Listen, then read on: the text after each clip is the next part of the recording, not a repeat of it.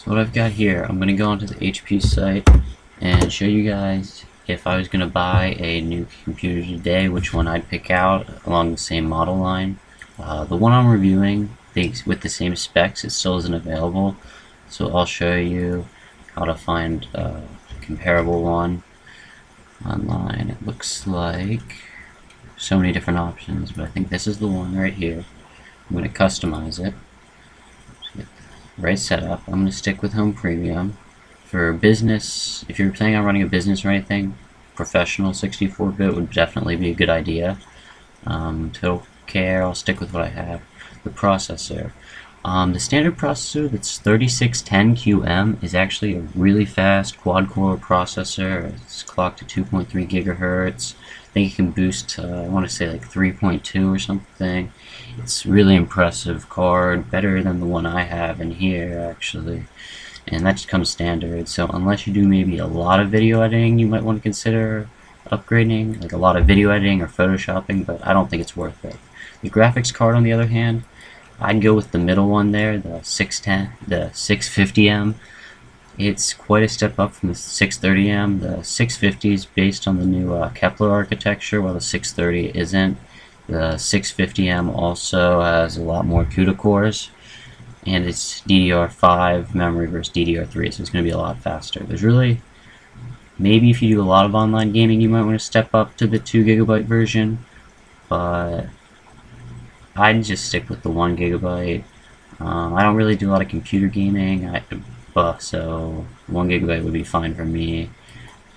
The memory comes with 8 gigs DDR3. You can always add more memory later, so that's not a big deal. Hard drive, I don't really like either of these options. I'd probably want a 7200 RPM drive if I went with a traditional drive, or I'd want probably a better, probably like a 256 gig solid state, maybe a faster one. You don't really get information on what solid state drive you're getting here, so I'd probably just go with the standard one and switch it out later. Now the hard drive accelerated cache, this is a great option. If you're going to go with a mechanical hard drive, you should spend the $50 to get the 32GB SSD hard drive. This will keep the files you access a lot on it, so you're going to get SSD-like performance from those files. So startup should be quicker. Anything like your web browser and all that stuff, it's coming off the SSD, not off the mechanical drive, so it'll be a lot quicker. As far as the battery goes, you can always buy batteries later, so don't really worry about that. The display, it's a $150 difference, but I think the 1080p display would be a big help. I have the standard display right now on my computer, and it's alright, but it's not great. Whenever you see a laptop with a 1080p display, it always looks a lot better, so I'd say go for it. But I mean, if you're planning on getting an external monitor anyways, there's no reason you have to. For the optical drive, I think right there the free upgrade to Blu-ray player is great. If you see yourself in the future writing Blu-rays, $75 is not a bad. I mean, it's not too expensive, so you might want to do that. Other than that, there's probably little things. I'd go for the Bluetooth definitely, and for the keyboard, I'd go backlit. I mean, it comes out to $1,139.99.